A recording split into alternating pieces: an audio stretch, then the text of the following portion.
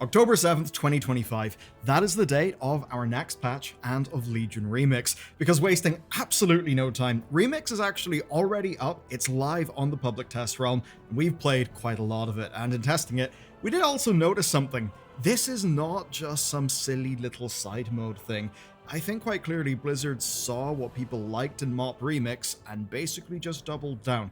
This one feels way bigger, and it's basically a whole new patch worth of content by itself. Now, of course, that's in patch 11.2.5, which does also mean the patch has been data mined. Now, in the live game, we've had serious issues being hotfixed, Ret Paladins are having a fun little time, and Blizzard have dropped a massive teaser ahead of midnight, which by the time you see this video, well, may be kind of irrelevant because Midnight's already been revealed. But one thing's pretty clear, Blizzard are really busy, and I think the place to start is Legion Remix and our experience from playing it. Alright, so Legion Remix has had people super excited, but we now know what it actually looks like. So, basically that means Mob Remix, but with very good changes and a lot of major improvements. Datamining says it's coming on October 7th and will last all the way until January 9th, 2026. As for what you can do, well, you can do everything in Legion with the exception of two things. There's one thing you won't miss, there's one thing you absolutely will miss. So, all of the Order Hall mission table stuff is completely skipped over. And with how Blizzard have done it, they've pretty much just thrown the middle finger to it. Basically, the mission table quests instantly complete, and to make it a bit better, our new Infinite Dragon friends just take the piss out of the fact that we would have to wait like 2 days for a mission table thing with their voice lines. It's pretty good. But the bad news is there does not seem to be a mage tower or any returning rewards from that this time round. There is still a lot though, but still, it does mean that just like with the Mop Remix challenge mode sets, those prestige rewards are not going to be making it again. Now what you'd expect from me to do next is talk about the returning content. First though, I've got to talk about the new content, because there's actually loads of new stuff here. As an example, an experiment that may change WoW's future. Blizzard are trying out a heroic world tier. Basically, it's a hard mode for all world quests and outdoor content. And you know what, in PTR, it actually felt properly fun. Mobs had buffs that you needed to crowd control off, some were summoning in ads, some of those ads had literal one-shots to dodge. Rares, then, in the Heroic World tier, have massively increased stats that basically did make it impossible without having a seriously farmed up character or some serious skill. And of course, when I say farmed up character in the context of Remix, that basically means just ARPG-style bullshit, which I'll get to shortly. And really, I'm not kidding when I say this is WoW's future. It actually made that slice of the world feel relevant again. And I don't know if we're going to get world tiers in Midnight, but dialogue around this world tier heavily implies that they plan to add this to the full game. Do you know what? I really hope they do. Okay. Let's talk about artifact weapons and artifact power, how all that stuff works. So they're back, but with a twist, where they've all got the same talent tree, and it's this humongous one that's got 5 different abilities and paths for you to choose from. As an example, there's a Fell path that is based on summoning in a Dreadlord and other demons. There's a Light one that essentially light forges you with the Vindicar's light cannon. There's an Arcane one, which is based around throwing and catching a magical disc. And you'll basically level this stuff up with infinite power, which is a new currency. Now, bronze, which was the currency from Mob Remix, is still there, but it's only going to be used for cosmetics. So that awkward sort of situation where you could buy the cosmetics that you would want, but you'd rather just upgrade the power of your character so you could farm out more currency for more cosmetics, that kind of awkward trade-off isn't really there. Now, there are an absolute ton of cosmetics though.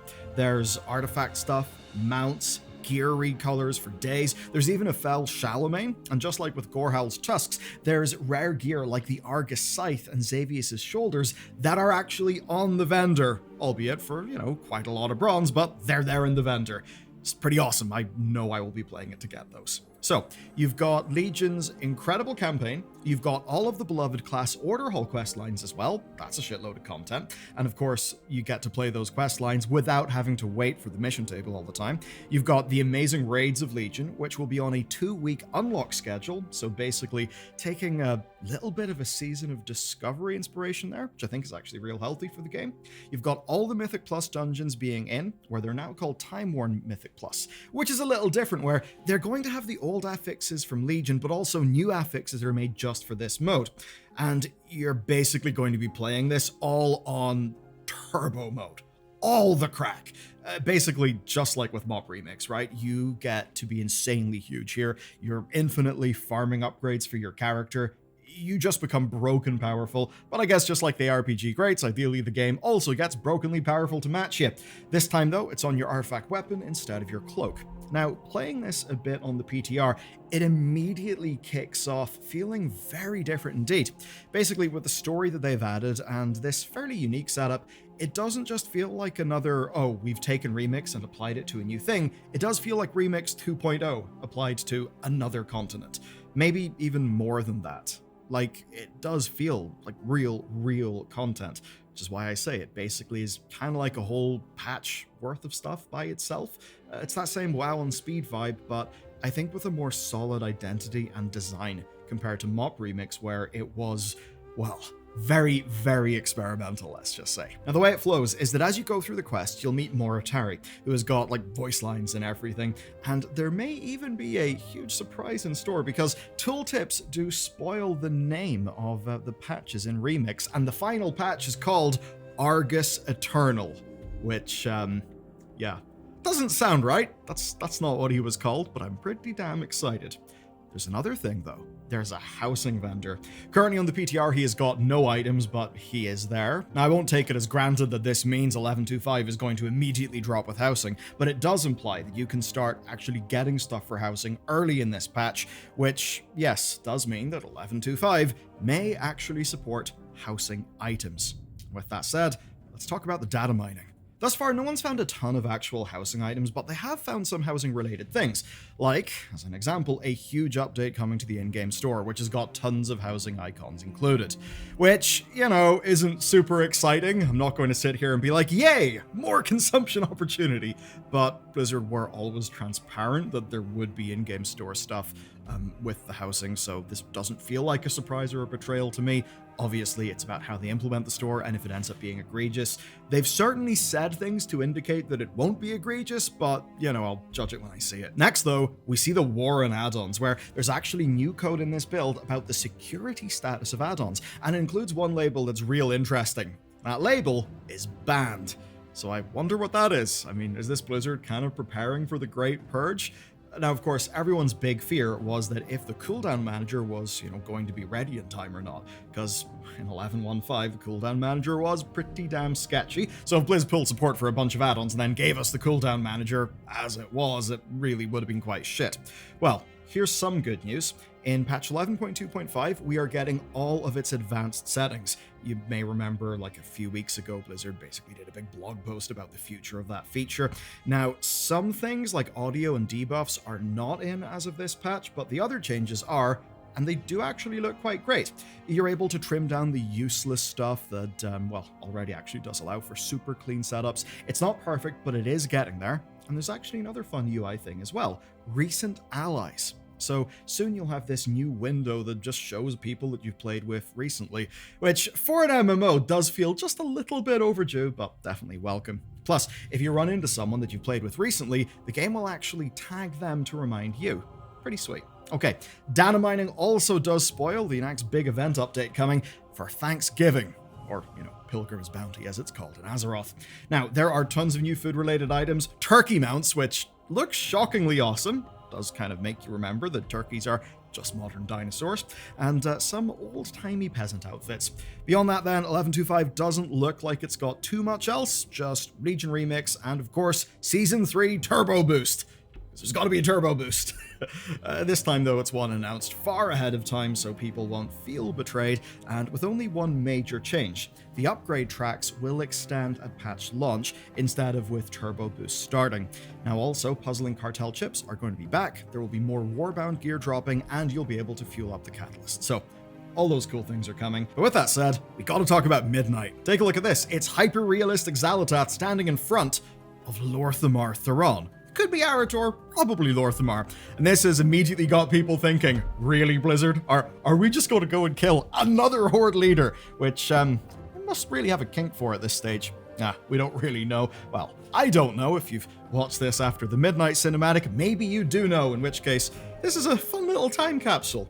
But anyway, that's the obvious thing that everyone's asking after seeing the teaser. There's another element to all of this, which is the Void Storm, which is descending over Azeroth and allegedly real life as well, if some of these promo images are to be believed. But it basically seems the invasion isn't going to be relegated to Ret Palas. We see this teaser focusing on Stormwind and Dornogal, which does imply something pretty big for the pre-patch. I mean, it seems like a pretty free concept for a pre-patch event. But going back to Xal'atath and her new, very high-definition glory, with maybe a slightly different looking face, but whatever, that is what it is. This is definitely a frame from the cinematic that we'll see at Gamescom, which will be a few hours after this video goes live. People are, of course, up in arms over the Alliance bias. Maybe a few of them also watched our video about the Horde a few days ago. Someone even posted a comparison of how long faction characters survive. It's quite funny, and if Lorthamar croaks, then that really will be one of the last surviving Horde leaders just kind of dying. And we're also kind of wondering, will they have completely forgotten about Thalyssra? Who knows? Anyway, if you want to know why the Horde kind of sucks, or at least if you're an Alliance player and you're thinking, why are all these uppity Horde players always so pissed off about their faction, you can go watch our video about that topic. But maybe we're jumping the gun, because some are pointing out that it looks a bit like he's kneeling. Maybe he surrenders to her instead, which actually may be worse. But anyway, we literally don't have, long to wait. Hours from when this video goes live.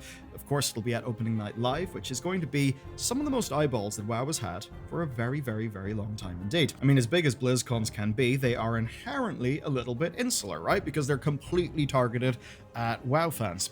What they'll have done here is got all the WoW people to watch Opening Night Live, which I'm sure will make Jeff Keighley a happy boy, but also, well, it's exposing a WoW thing to so many people who will not have went near World of Warcraft, because to them, it's just a boomer game. Because, it's kind of how the industry is now. But I can't leave you yet, because we gotta talk about game fixes. Well, the good news with 11.2 is it didn't launch terribly broken, but there still were a bunch of little issues, so here are the ones that Blizzard are fixing, just so that you know what's up. Time walking boxes are no longer going to have cloaks in them, which is great! Less great if you already opened one and found a cloak. Now, if your Delver's Journey was crawling up, turns out that's not a nerf. It's actually a bug, and you're supposed to have more journey than you should. And by the time you watch this, Blizzard should have fixed the problem and given you a chunk of Delver's Journey progress as an apology. And if you noticed the new Warband campsite was missing, that's because it was. It was actually removed because it was crashing the game, but they're going to bring it back once it's fixed. Now, not all hot fixes are fixes. This one is just a really nice improvement where if you beat the harder bosses in a raid, your raid vault items will scale up. So, as an example, if you get a heroic item from the first boss in your vault, but you manage to clear all the way up to Salhadar or even Dimensius, that item will come pre-upgraded to 4 out of 6. So basically gear that, drops from an earlier boss won't be, just kind of worse by default. Pretty nice, it'll save you some upgrade currency, and basically this is Blizzard rewarding you for clearing further no matter what. So even if you don't get a bunch of drops, if you have awful luck in your raid, you're still upgrading the item level of your vault. Okay, the one thing that they haven't fixed though is Ret Paladin's low damage. You guys are not happy. The Discord's in rebellion. Some people are calling for a boycott. There's some are having a bit of a temper tantrum. A little bit of that's understandable. It's not exactly fun when you've got 1 DPS spec and it's not doing too great. We've seen the class Discord actually close their channels in protest because, well, the most played class in the game is currently at the bottom end of damage for a bit of a change. Now, the Discord mods posted a list of notable issues that they think should be fairly easy to fix. But more than anything, they're protesting a trend. They basically say that every tier they're weak and then they get buffed up over time, but often too late. Now in their defense, they've got only 1 DPS spec and it is performing terribly. And maybe we'll have to investigate this issue because it's still the most played class in the game by a country mile. So if it just has a bad first impression for the first 2 or 3 weeks of a patch, that's going to hit a lot of players. Not as many, though, as the old Horde doomerism. And if you want to learn why the Horde players are not particularly happy with the state of things, watch this video next.